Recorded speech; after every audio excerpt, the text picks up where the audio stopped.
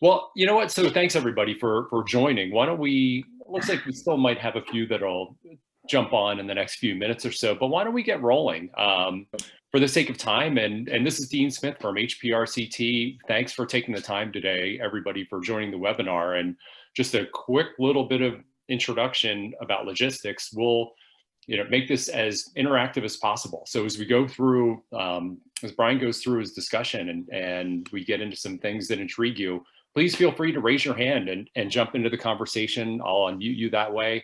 Or you can chat a question into the chat box or type it into the Q&A box and we'll just roll that way. So with that, I am thrilled to introduce Brian Hughes, Senior VP and co-founder of Sologic. And Brian, you are going to talk about this pretty interesting topic of quantifying risk, and I'm thrilled. So welcome. Great. Well, thank you so very much. Yeah, and thanks to everybody for logging in today. I think this is my last event this year, so I'm going to hopefully go out with a bang.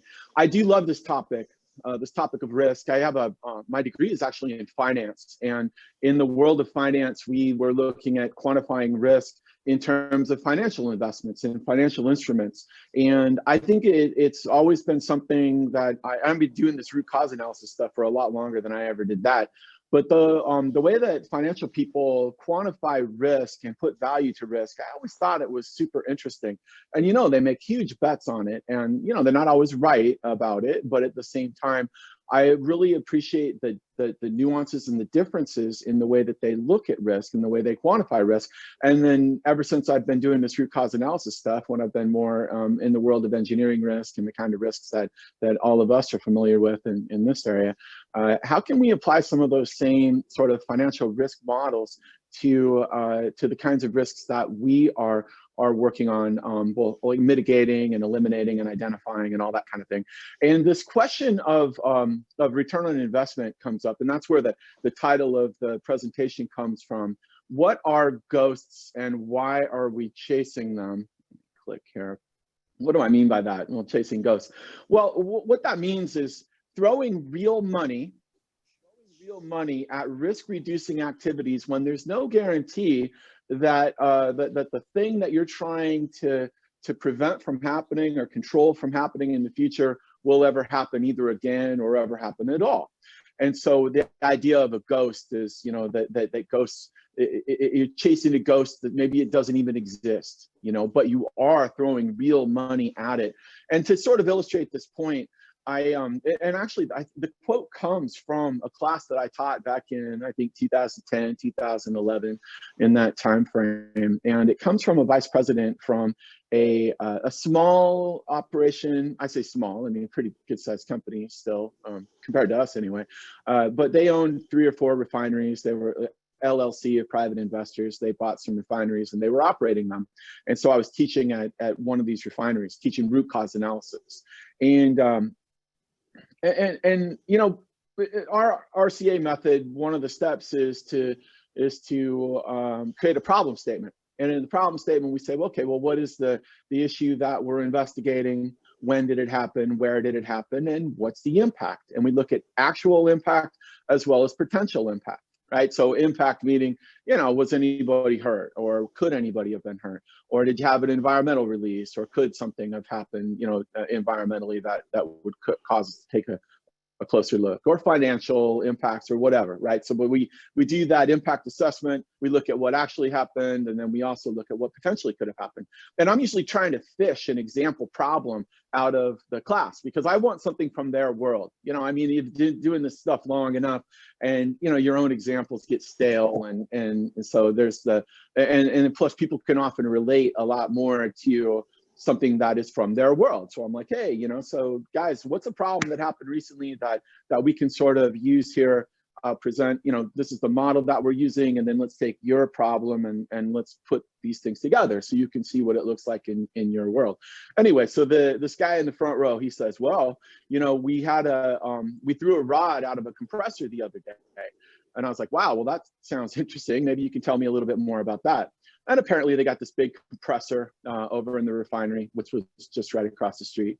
And and I didn't see it, so I don't have a mental image of exactly what happened. But the compressor's pretty straightforward operation. It's got pistons and push rods and all of that. But one of the push rods, something failed catastrophically inside the compressor pump, and it threw that push rod through the cylinder wall. And I was like, wow, okay, well, that's a pretty big deal. And as we're going through the impacts, we always start with safety. And I said, okay, well, was anybody hurt? And he said, no. And then I said, okay, but could someone have been hurt? And he said, oh yeah, that happened. People stand there, people walk past there. It's not, it's not blocked off or anything like that. It's definitely in the realm of possibility that someone could have been hurt or even killed because of the nature of that event. And I was like, whoa, okay, well, that's the kind of thing that we want to write down in our potential impact section of our problem statement. And then in the back of the room, it just so happens that I had the vice president of safety for this company. And he was like, whoa, whoa, whoa, whoa. He puts his hands up. He's like, hold on here, people. He's like, I do not want you out there saying what potentially could have happened. In fact, I don't even want you to write down what did happen in terms of impact. He's like, here's the thing. If I tell you that you have to do an investigation, that's good enough. You just go out there and investigate it. I don't want you writing anything down. Especially don't want you writing hypotheticals down. And he said, because a guy like me, and then he goes on, I was kind of aghast. I'm like, whoa, this is, I was both grateful that he was so open and honest about it, but I was really I was pretty shocked that I would hear that message from senior leader and hear it in the middle of class in front of all of his people. And he went on and he said, a guy like me, let's say that you guys say that someone could have gotten killed as a result of this. And then we don't do what you say or what you suggest when it comes out of the root cause analysis, because, this is a 50-year-old refinery. He's like, the whole thing is basically held together with baling wire and duct tape. He's like, what, we're going to go through the whole thing end to end and replace all the equipment? No, we're not going to do that, and so no one got hurt. That's good enough for me. And I don't want you guys out there chasing ghosts with my money, basically. And then the other thing was, he got into a little bit of due diligence obligation on his part too, where he said, look, I could, a guy like me, let's say that I don't do something that you guys recommend. And then, God forbid, someone does get killed at some point in the future. Well, then that root cause analysis, it becomes discoverable. I end up on the witness stand. They end up telling me, why didn't you do these things? Had you done these things and nothing bad would have happened, you should have known, and all of that. And he's like, look, I got a whole bunch of investors and all they care about is how big their capital account starts at the beginning of the year and whether it's bigger at the end of the year. And if we go spending all their money updating everything by chasing these ghosts, then that's not going to work out so good for me. Okay, so you get the gist of it there. He was basically saying, I'm not seeing the value, and I don't want you guys looking for these kinds of things. I don't want you looking for trouble. Okay, so that's refinery number one. Refinery number two is a little different story. As we were getting rolling here, I mentioned I live in Seattle, and just north of us in Anacortes is a refinery at the time owned by Tesoro. And this is a copy of the report from the Chemical Safety Board. They had a catastrophic event where 7 people were killed. They had, now without going into all the details, they had a heat exchanger, a couple of heat exchangers, and they suffered from a process called hydrogen embrittlement. Okay, so small cracks turn into big cracks, and ultimately, and this thing was full of naphtha. During startup, there were a lot of risks associated with it. They've got a lot of people close to gather around this heat exchanger during startup. A lot of them with steam wands because it's popping and spitting, and they're controlling leaks with the steam wands. They've got guys that have to actuate valves manually, and so what that did is it put all these folks in close proximity to this heat exchanger, and then it just decided to give way. And a few of them died right away. Several others died in the hospital over the next few weeks, and it was a really sad story. And so you've got refinery A, the first example that I told about, and here they are dealing with the potential, an incident that potentially could have hurt or killed somebody, and you see a senior leader making a financial decision regarding what his value was of the risk of some future event occurring. And you could see where his values were around that. But then I guarantee that if you went to the Tesoro folks, the folks that were in senior leadership positions at that time, and you said, hey, I've got a crystal ball for you, in 2 weeks, you're gonna kill a bunch of people, or a bunch of people are gonna die out there and starting up that heat exchanger bank, they would have maybe made a different decision. Now, I'm not judging the decisions made by senior leaders. All I'm doing is presenting risk as it manifests, and risk in a way that where what we want, especially as root cause investigators or as a root cause analyst, I feel like it's my job to provide decision makers with the best possible information upon which to make decisions. And that includes risk reducing decisions. And it's their job to make that call.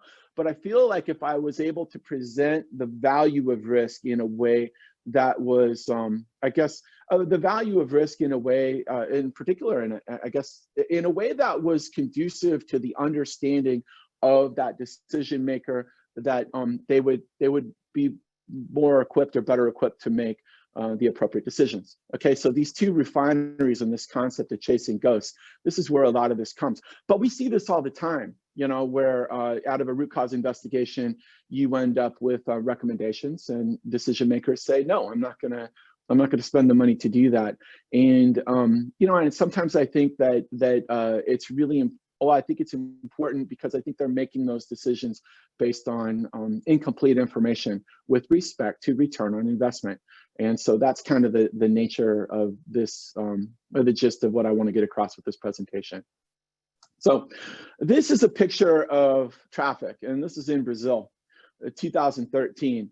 And what I like about this picture is that as you stare at it and you think about it in terms of the concept of risk, what risks do you see? And, you know, depending on who you are, you might see safety risks. I mean, geez, you know, I don't know how fast you're going, but let's assume that they're moving along pretty well. And then as you really look around, look, you got a, here, let me change to a laser. You've got motorcycle riders, and they're splitting the lanes, and you can see a few over here as well. You got some people in these great big buses. You got some in smaller cars, some in bigger cars. You've got delivery vans and trucks and just the density at all. But there's lots of potential safety incidents that I would see here. But depending on who you are, you may also see environmental risks. Okay, so you know, whoa, look at all those those hydrocarbon burning automobiles versus this bus, which looks like it's more of a hybrid type bus. Maybe some of these cars are newer, or maybe some of them are less impactful to the environment than others. But you know, so that's another risk that is present here. And some of you not at all, but it just depends on what your perspective is. There's a productivity risk here. Traffic sucks. To sum it up, I mean, I got to say, I was in traffic this weekend for the first time in a very long time, and I forgot how much I hate it. You know, it's just not productive, but there's risks to productivity. Agility, like what if you know, you had the need to jump off over here, but you can't because of the density. You know, that at least in this picture, there's risks to your ability to make a different decision sort of on the fly. There's potential legal risks, and then cost risks, and all kinds of different risks involved here. And when you think about risks, think about impact, right? So the risk of an adverse impact, and then take that one more step and think about it in terms of risk of adverse impact to your goals and objectives, whatever those happen to be. Okay, so just one picture like this of traffic in Sao Paulo, and we got some folks logged in from Sao Paulo, so hello. I don't know if things are different. This is 2013, but you know, it gives you an idea for what those risks happen to be. Now, we can quantify those risks, and I did pull some numbers. Now, these aren't from the same year, but I did my best. So you got 2013, 2018, 2013 in Brazil, 2018 in the United States, and then 2016 in Germany. Okay, so not exactly apples to apples here, but for our purposes, they're going to do okay. But in this case, when I look at these numbers, these deaths per 100,000 people in Brazil due to automobiles, 23.4, is almost twice as much as they are in the United States. And then in the United States, it's almost 3 times, almost exactly 3 times as much as it is in Germany.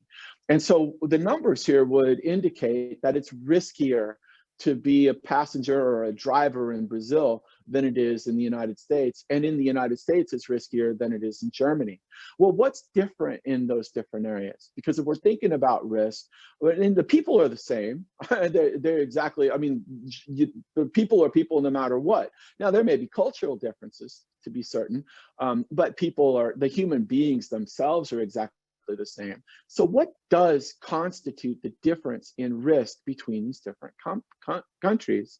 And understanding that, I think, is super important, because if you were in charge of reducing the risk of traffic death in Brazil, we might want to look at what's going on in Germany and do a comparison here to see where we might find some good opportunities.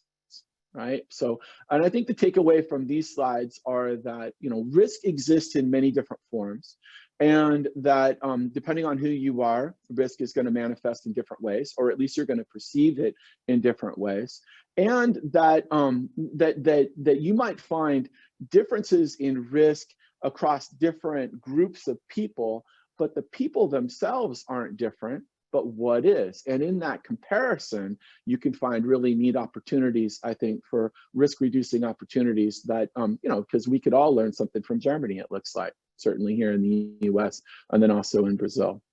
But when we're talking about risk, and this is one of those things I mentioned, I cut my teeth on risk in dealing with finance.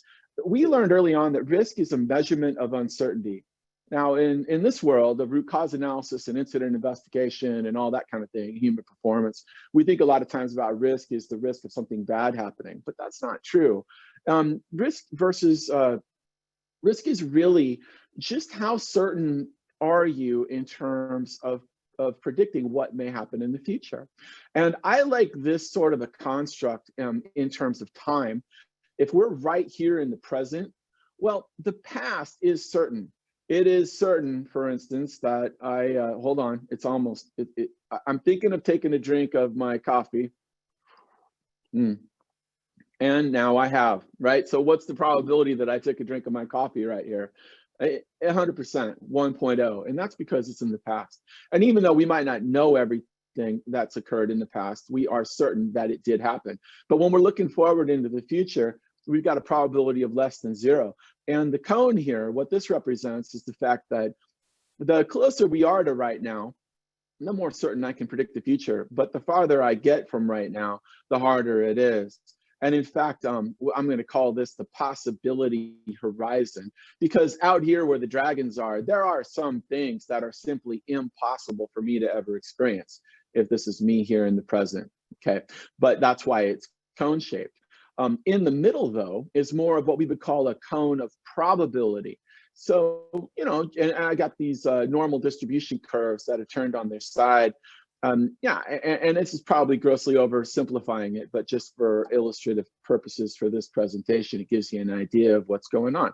Things closer to the middle are the more likely things to occur. But even that cone of probability is going to get wider and more diffuse the further out from now we go, and that more the risk is increasing in terms of uncertainty the further out you go from now.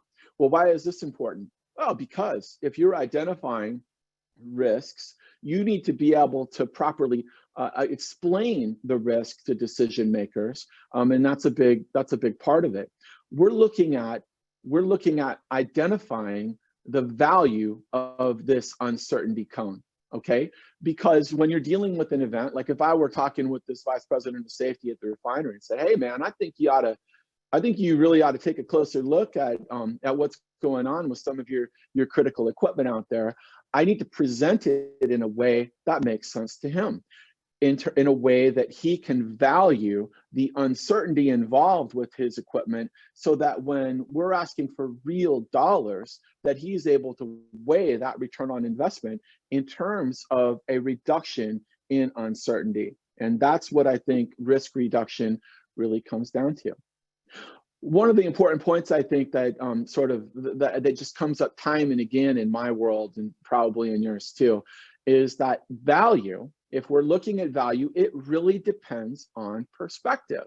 And one of the things, going back to that example of that vice president, where I was just like, holy cow, I can't believe what I'm hearing out of you. Well, when I gave it a little more thought, when I applied the Bob Nelms approach, like, okay, understand it from his perspective, and maybe you'll be able to understand it a little bit better. You know, don't just fit everything right into the Brian box, you know, think about it from, like, you have to assume that that's a rational man making a rational assessment and making a rational determination, but it's totally different than the one that I'm making. So I must be missing something. And I brought the responsibility onto myself. Value depends on perspective. And I've got a picture of an elephant here because to illustrate this point, I like to tell this parable. There's a parable that comes out of India. I'm sure many of you have heard it before, but it goes something like this. And I probably am gonna butcher it, but you know, so give me a little leeway here. So you have 5 blind men and they're walking through the jungle and they come across this creature, and each one of them, they want to understand it, but they can't see it. But that doesn't mean they can't perceive it. They can obviously touch, smell, you know, they have their other senses available to them. Well, each one of them walks up to the elephant and they grab a different part. So one grabs the trunk and says, this animal is a lot like a giant snake. And then another grabs the tusk and he says, no, you're totally wrong. It's hard and smooth like a spear. Another pushes up against the side of the elephant and says, you guys are totally messed up. This thing is a lot more like a giant wall.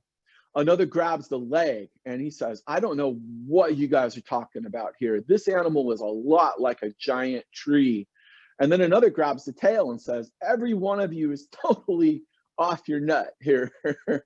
This animal is a lot like a rope. And the thing is of course, the lesson here is that they're talking about the same animal. And when we go into our jobs, into the places where we work, and it doesn't matter if you work in a refinery, you work in a fulfillment center, you work in a factory, chemical plant, whatever, right? So you work for an accounting or accounting firm, or you're an auditor or whatever it is. Value depends on perspective. Workers are going to see things differently, and that's going to filter the way that they value risk. Supervisors as well, and managers and directors. If you're in the legal department, you're going to see risks in different ways. If you're a vice president, you're going to see risks in different ways. Or if you're the CEO, or if you're an investor, right? Or even if you're a regulator, each one of these roles is going to have a different perspective on the system in which they're interacting. And because of that, they're going to have different values, and that value is going to directly constitute what they see as risk. And take an investor's risk, for example. The investor in the refinery, when he said, hey, you know, they want their capital accounts to go up. Well, the risk that they see is purely financial. And what's interesting, as a financial investor, you actually have the opportunity to hedge your financial risk by investing in other areas. But then if you go all the way to the other end, or the sharp end of the risk, is borne by the workers. They're the ones that are standing next to the equipment or interacting with the equipment. Their risk is almost purely physical.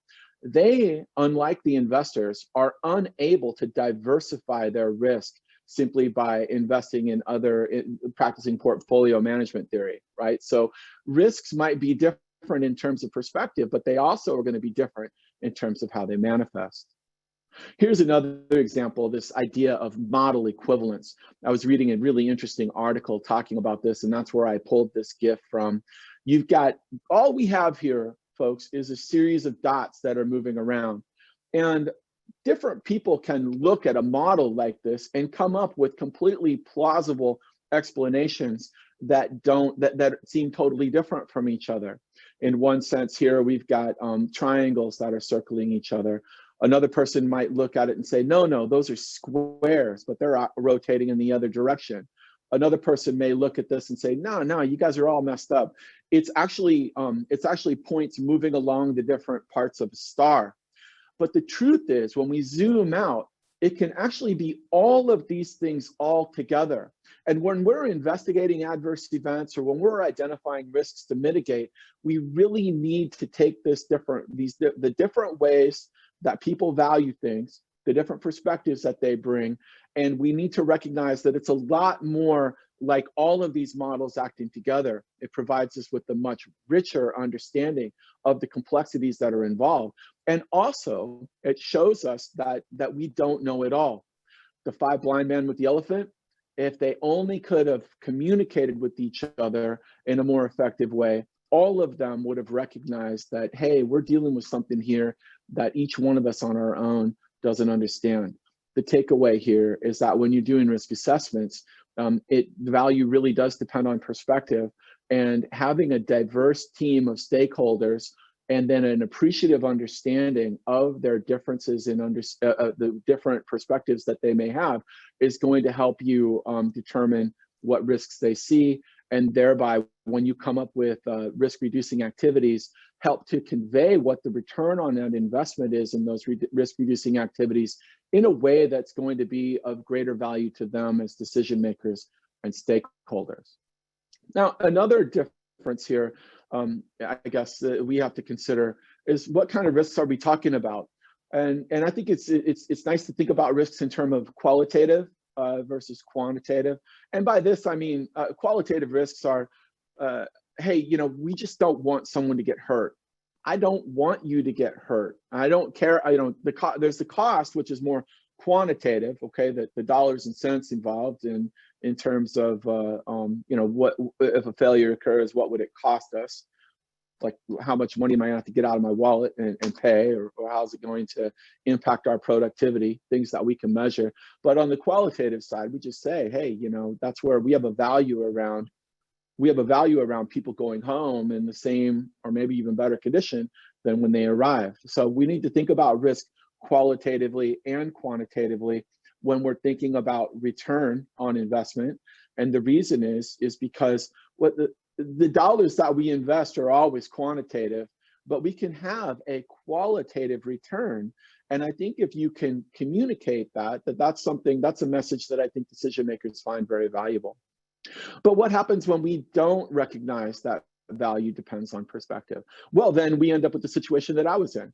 I've got my own perspective that I thought was correct and right as an instructor and as an investigator, but you have a vice president's perspective that is, equally valid. And what I need to do, and what I've learned to do, sort of now that I've had experiences like that, is not take for granted that just because it makes sense to me, that it's going to make sense to them. I really need to seek to understand, what do they see, how do they see it, and what's valuable to them, right? So I think that's the takeaway from this portion. What I'd like to do is jump now into, can we ever know the future? Do we ever have a crystal ball, right? And so can we look into the crystal ball and predict what's going to happen? Because it's kind of what is asked of us as investigators, hey, what's going to happen in the future, and how can we keep that from happening again? Well, when we're looking into the future, the answer to the question is yes and no. Okay, so I guess the trick here is how much certainty can we have that the future is going to unfold in a certain way? Now, that depends on the risk variables and the risk constants that are involved in the equation. I find this concept of variables and constants fascinating. I find that it shows up in a variety of different ways in the work that I do professionally, but in particular with respect to incident investigation and risk assessment. And this is one of those concepts that comes directly from the financial risk models that I worked with when I was in college, and then in my first jobs after school. What, in a nutshell, and this is going to grossly oversimplify it, but like when you're dealing with financial risk, let's say that I wanted to make a recommendation here to Dean. Hey, Dean, should Dean buy, sell, or hold a particular stock, like Amazon, for instance? Well, from a financial model, then what that involves is predicting where is that stock going to move, because he can make money on it no matter what. As long as you know where the stock's going to go, you can make money on it as long as the thing's moving. And so predicting where it's going to go, often in finance, what we try to do is break that up into well, what are the risk constants? And then also, what are the risk variables? So constants are what business is that, what's the overall business that that company happens to be in, and what systematic risks are all of those companies susceptible to, no matter who they are. So you might think of Amazon as being in the same business as Walmart or Target or some of these other things, even though they're kind of a thing unto themselves.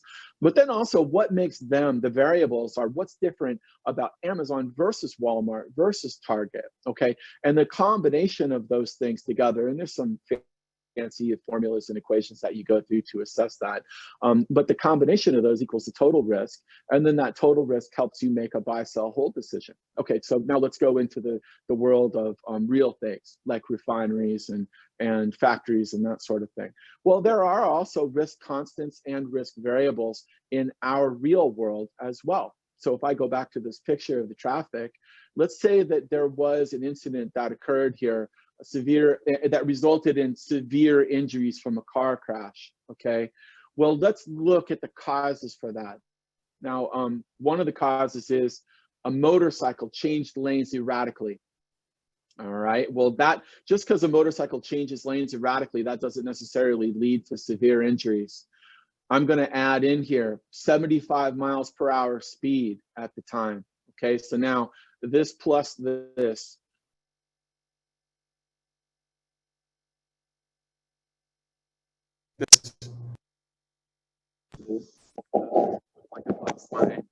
still hear me okay, Dean?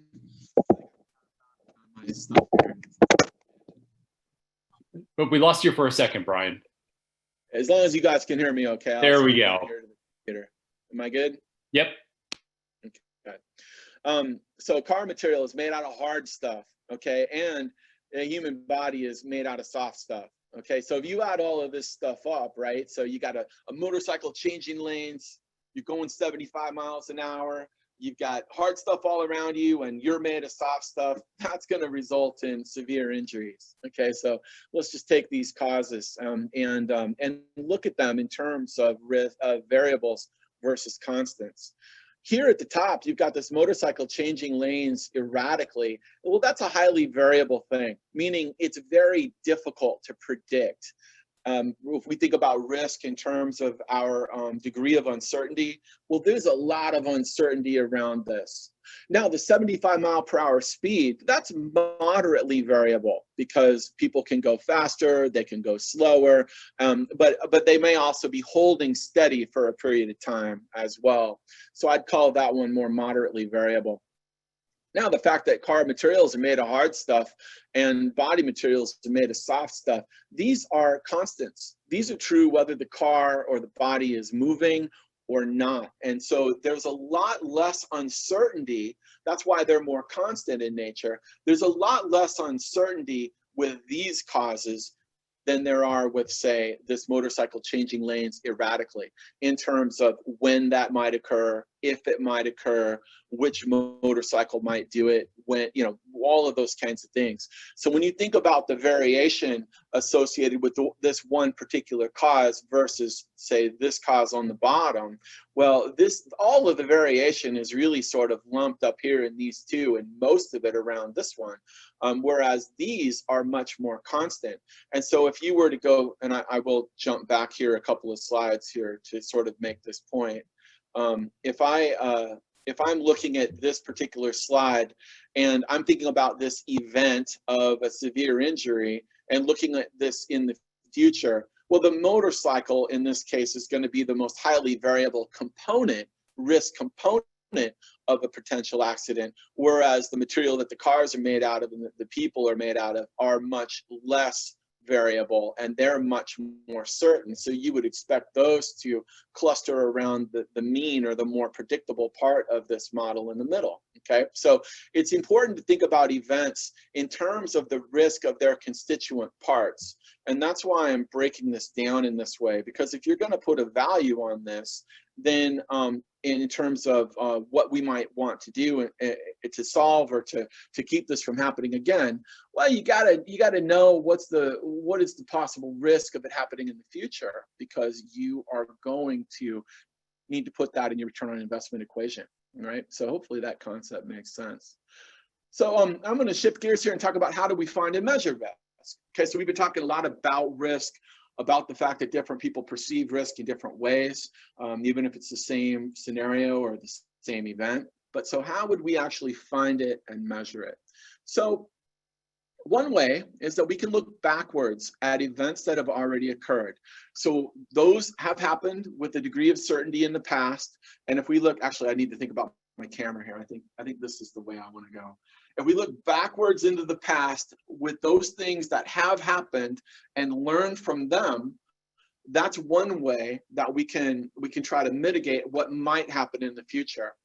Now, another way is we could look forward into the future and ask ourselves what could occur or what could likely happen, and then what would the likely causes of that be, and then we can act on those in the present, thereby trying to, you know, with the effect of hopefully minimizing or mitigating or eliminating those risks.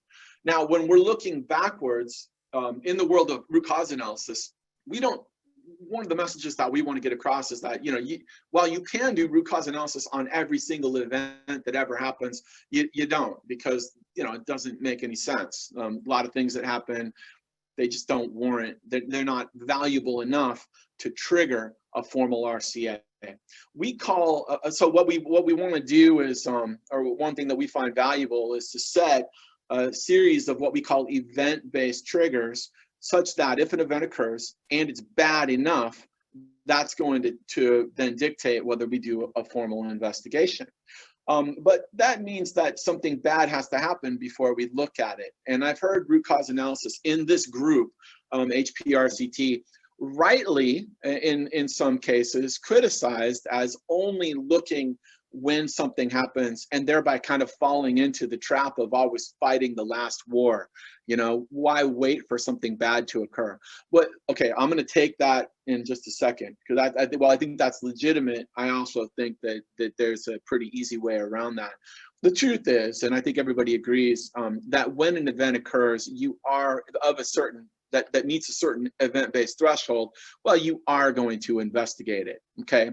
And when you do, if you're looking for risk constants and risk variables and using those to assess the value of the potential of a problem like this happening in the future, then that can be very useful. Okay, so I think that event-based triggers are highly useful to make sure that people are investigating events that meet a certain value threshold. And so I've got this simple diagram of a balance beam here. So the cost of the event, when contrasted with the cost of solutions and the cost to investigate it, what we want there is at least a balance. And what we're hoping for is that the return is actually greater than the cost of the event itself. And that's a pretty straightforward way to look at return on investment from an event-based perspective. Now, a more nuanced and I think a more, I guess, a better way to look at this would be to take a risk-based approach. What this allows us to do is not wait for something bad to happen, but just identify a potentially risky scenario. Like a near miss is a really a pretty neat way to use a risk-based threshold like this, where something happened and you think, man, that could have been a lot worse. I could think of a dozen different examples of near misses, and I know that you can too. But are we going to investigate every single near miss? No, we only want to investigate those that are going to represent a substantial reduction in risk. And that's why I've got this, I'm sure that a lot of you recognize this risk matrix. This is a simple 5-level risk matrix, but it's just contrasting what's the likelihood of an event happening in the future, and then also looking at the consequence if it did.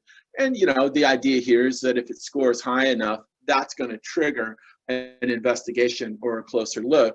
And then, you know, the causes of a near miss are often very similar, if not almost exactly the same as if something bad really were to have occurred or an adverse event were to have occurred. Well, I think all of us can agree that it's better to solve on something that could have happened but didn't versus something that did happen. You know, and so I think you take this, you can take this back to the story of the refineries that I opened with. I would way rather be looking at the possibility and reducing the chance that somebody could have been hurt or killed as a result of an adverse event versus looking at 7 people got killed in a pretty horrible way. What's our response going to be to that? Okay, so this risk-based threshold, I think, is a more nuanced approach. And also, I think it helps address the criticism that says, well, root cause analysis, you just wait for something bad to happen before you do anything. No. Yeah, you don't have to do it that way. You can use the exact same method with the caveat that most of the causes are going to be the same, that they are managing risk on a daily basis anyway. Well, let's identify those risks and then let's put solutions in place that control those risks before they happen. Okay, so a couple of different ways here to look at return on investment. Investigating hypotheticals. This is what some really smart folks like Mr. Bob Edwards, who I've had the pleasure of sitting through a couple of his classes and also had some really nice, productive conversations. Guys like Todd Conklin, real smart people in these areas, and all those folks that sort of subscribe to the learning team approach. I just really love this idea that, the people that are stakeholders, and it doesn't have to just be the workers, but that we're all managing risks on a daily basis anyway, mostly successfully. And that if we get together in a non-threatening, sort of non-judgmental way to learn about how we're doing business and how we're going about the work that we do, that we could then identify risks and then rank them using a risk scoring method, something that is a little more quantitative, like the risk matrix that I had up earlier. And then go ahead and investigate, and I do this in quotes because I know some people don't like that word. I don't know why, but anyway, whatever. Investigate the highest risk issues and identify ways of mitigating those, and then stating the cost of those mitigations or eliminations in terms of that risk itself. You can let's say that you do a risk assessment prior to any sort of risk reducing activities or risk reducing action, and then you rescore it after those risk reducing actions are put in place. This difference in risk is going to make that will be what your return is. Reduction in risk is a real return. And I think that has to be something that we just agree on, that a risk reduction is real, and it's something that we can invest real dollars in. And then as long as you're able to clearly state the nature of that risk reduction in a way that the stakeholders understand, then you're going to eliminate some of those inherent communication, I guess, gaps or misses that occur when we don't take into account the different people account for risk in different ways. So what kinds of risk reducing activities work best? Well, guess what? I know that you've all seen this hierarchy of controls chart before, but and I think this is a really neat way to sort of state this, although it certainly can't be the only way to get this point across.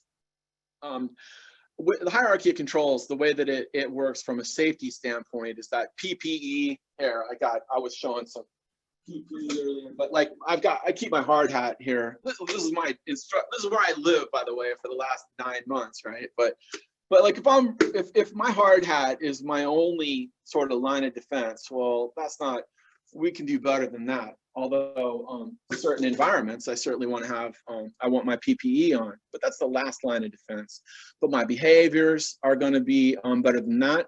And then administrative controls, the training, the regulations and the procedures and the signage and all that kind of stuff help to guide behaviors. But everything below this line is really focused on individuals. And I think that's a really important place to focus, in particular if the environment in which people are working is highly variable, and also you're not able to, like a construction site, for instance, which is versus a Amazon fulfillment center. Construction site is highly variable, lots of stuff happening all the time, and you may have to actually focus a lot of your activities down in this area on a day-by-day basis in order to keep people safe. But if you can get above the line, you find your engineering controls, your substitutions, or even your eliminations. Like, for instance, the fact that I'm delivering this via through the camera right now, well, there is absolutely no way that I'm going to get any of you sick, and you're not going to get me sick. Okay, so the idea of engineering controls or above the line type controls in the hierarchy of controls chart, well, these are much more effective. And the reason is, think back to risk variables. Okay, that's what mostly we're controlling down here. Most of the variation has to do with the people. People bring variation to environments. But up above the line, we're controlling the environment itself. And that is going to be a much better risk reducing activity. Okay, that is going to control risk, the risk constants. And because the constants, there's less uncertainty involved with the constants than by controlling those constants and then showing those in terms of a reduction in risk, you're going to get a greater reduction in risk when you're looking for these types of solutions, and thereby a greater return on investment. I've got another example slide here that kind of highlights this. Same thing, but maybe in a different, in a little different way. Think about risk in terms of a pendulum. Okay, so if your risk constant in any given environment is relatively stable, well, when we control the variables, what we do is we hold the pendulum at a lower level of risk, but we can't let our guard up. We've got to constantly be putting energy into that system to hold that risk reduction. Versus if we focus our energy on moving the pivot point, right? That's by moving the pivot, we're controlling a risk constant, thereby creating a new lower risk equilibrium in the environment. And that is a better solution.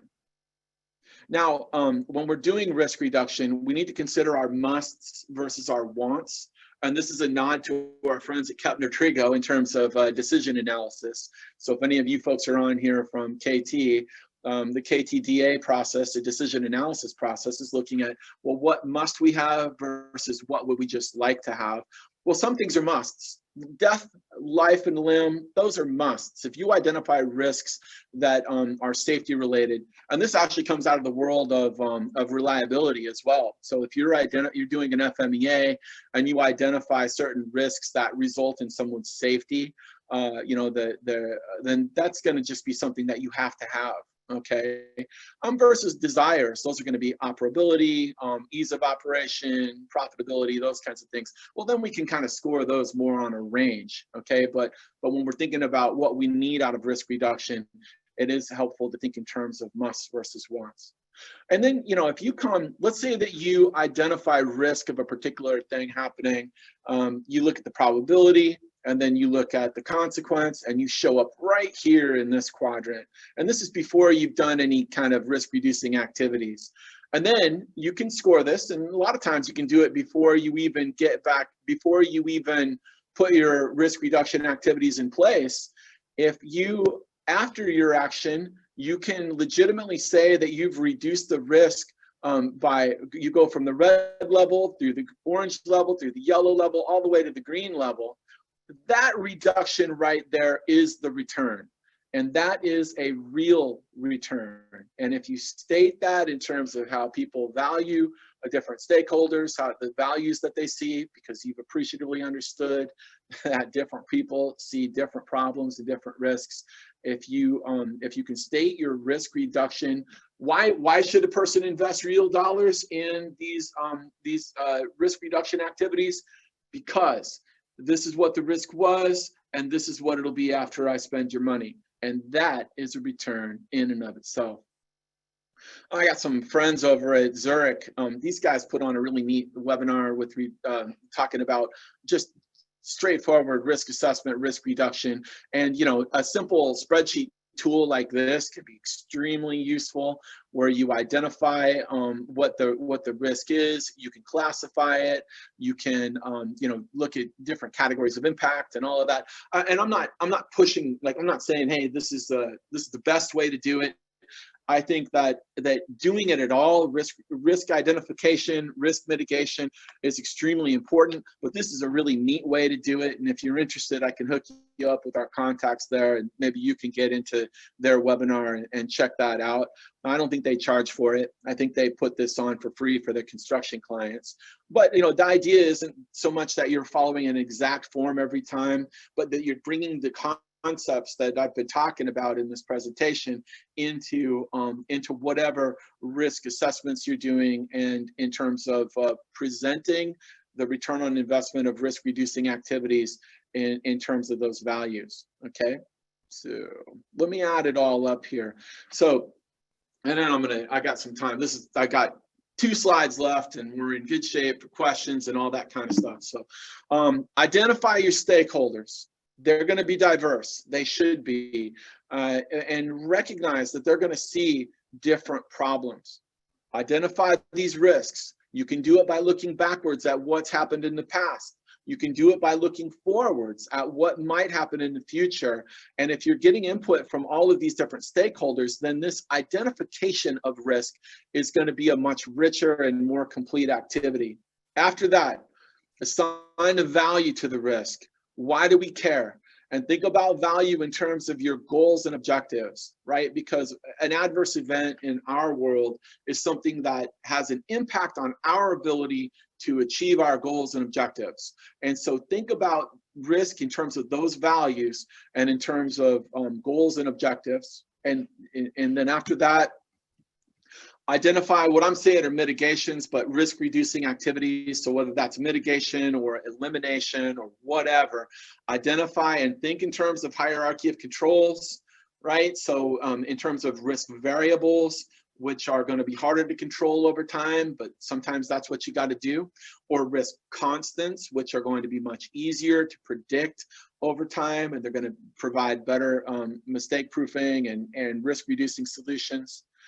Value those risk reducing activities, right? So now you've got a value of the risks, you've got a value for what you're going to do to control those risks, and then you're going to communicate back to your stakeholders based on that comparative value. Okay, so hopefully these concepts are all pretty straightforward and you found this valuable. This is a big subject. There's a lot to talk about. I love it, and I'm always happy to talk more. And I'm certainly not saying that I got it all figured out here either. With this HPRCT group, I just I love to present these ideas because you're a group that pushes me. I've learned a lot from everybody, all of my interactions and relationships that I've had with this group over the years, and it's one of the things that I value the most in my world. So when I think about outside of what the kind of work that we're doing at Sologic, I always think about HPRCT. And in fact, one more thing, and I'll share real quick, is I had this graphic drawn up.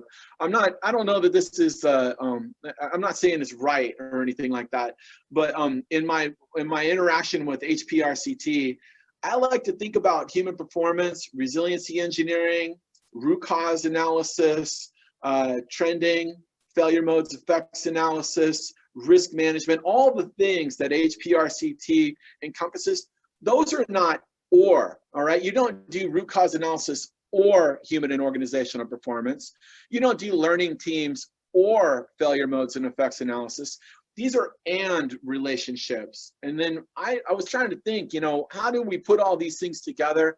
And I really like that idea on the timeline. If I'm right here in the present, and when I'm looking backwards into the past, some of these tools are more appropriate depending on which direction I'm looking. If I'm right here in the present, like if I'm working on a construction site, I could really use my human and organizational performance to help me with my pre-job hazard assessment. I can also use trending and data visualization right now to tell me where I am and what's going on. And then if I'm looking into the future, I can use things like FMEA or risk management to try to understand and control the future in a way that I think is more positive. That's more of a positive outcome versus some kind of a negative outcome. So anyway, put this up there to give you an idea of how you might conceptualize everything that HPRCT does, and then it all fits too in this conversation on risk. Okay, so that's about it. I'd be more than happy to take questions or comments at this point, and I do not have a hard stop at the top of the hour, although I'm sure that a lot of you do. But I hope you found this valuable, and I really appreciate the opportunity to present. So what questions you got for me? Anything? Brian, I loved it. So thank you. And let's wait. Oh, I'm not hearing you, Dean, for some reason. What's that? I don't know. He said he can't hear you, Dean. Give me a second. Well, we'll wait for a couple hands to go up, see if anybody has any questions. And there we go. John Schaefer. John Schaefer. I can hear you now. Can you hear me? Yep. And John Schaefer, what's your question or comment? Oh, geez. Can you hear me? Yes, now I can. Were you able to hear me during the presentation? Oh, yeah. Yep. Oh, good. Just that one short little interlude of about 10 seconds. But Power Beats Pro. These are my headphones, but I've been using them so much that they've really I think the battery has run out of juice. They don't charge so much anymore. So anyway. Don't worry, Brian. I thought it was an example of a risk exercise. Thank you. It's an example of fly-by-wire, bro. I gotta improv. It's like seat of the pants, man. So my question is, in the past when I've done a lot of different things in risk, detectability was one of the parameters. You know, you have the frequency, you got the severity, and I was just wondering how you use detectability, but I don't think it was. So we use detectability in FMEA all the time, and it's like a 3-variable. So this is just a 2-variable risk assessment, and it's easy. It's an easy concept. You can start adding variables, probability, consequence, detectability, and then multiply them together to come up with risk priority numbers and all that kind of stuff. So I would say that's higher level and fantastic. So again, a scale of 1 to 10, as long as your scale is the same. And when with a group of people, I like to score 1 or 2 of these things and then go back to the first ones, because a lot of times you calibrate, especially if you've got a whole long list of risks that you're going through. So thanks for that. Yeah, thanks, John. Any other questions? Brian, I'll throw one at you. Yes, sir. I like the current example from for the past and for the future of uncertainty, but is it possible to use RCA in the forms that you know it to assess, to analyze why risks are so high, and that can be used on the other side of the cone? Yeah, and you and I, we think about RCA in the same way in terms of logic, conditional logic, like this and this and this, or this, create this. That logical construct, it works the same whether you're looking backwards in time versus forwards in time. And so you use the same logic. It just has to do with which direction you're looking in terms of the timeline. And also I think what's also an important thing to consider is this idea of the fact that some of those causes are more variable versus some of those causes are more constant. That's true whether you're looking at the actual injuries from an actual car crash that did occur, or the potential for any of these people to be injured in a car crash and the potential causes. When you're looking at potentials and you're looking in the future, you're going to have a lot more or statements because, there are a lot of different possibilities, but the logic itself holds. And so I would say the answer to your question is yes, absolutely. I'll squeeze another one in. Is that would you say that RCM, effective RCM, is a form of a risk register that would be used for risk reduction? You bet. I just love, reliability so much better than me, but I've been dipping my toe in this water over the last couple of years, particularly with one of our clients. And I think reliability centered maintenance, especially, I'm a big fan of John Mowbray and RCM2. I don't know, RCM3, whatever, but I like the Mowbray text is just so useful in terms of predicting and optimizing what you're supposed to do right now in order to best and optimally manage the risk of future, reliability related events and optimization and uptime and all of that sort of thing. But absolutely, I think RCM would fit over in this area because, all of this stuff kind of works together. It's not really an either or sort of a thing, but I think RCM is also, it doesn't have to just apply to processes or to equipment. You can apply it to everything, that same concepts. I think there's a lot of room to run there. Thank you, my friend. Yeah, no problem. Thank you. Yeah, so we are out of time. I'm just going to do a quick glance for any additional questions. But Brian, Thank you very, very much for leading that conversation and bringing some interesting concepts to light. I appreciate that. Thank you. I definitely appreciate it, and I appreciate our relationship with HPRCT, and I think that this is an organization that is so valuable. I think everybody on the line right now should tell 2 of your friends, bring 2 of your friends to the next webinar. There's no reason that our next HPRCT conference shouldn't be a couple thousand people, right? So it's just such a valuable topic. Broadly valuable, and also it's a happy holidays to everybody. Happy New Year 2021. Looking for good things. So everybody, all the best to you. Thank you. Same to you, Brian. Thank you. Thanks a lot, Brian. Thanks, Brian. For joining. Cheers, everyone.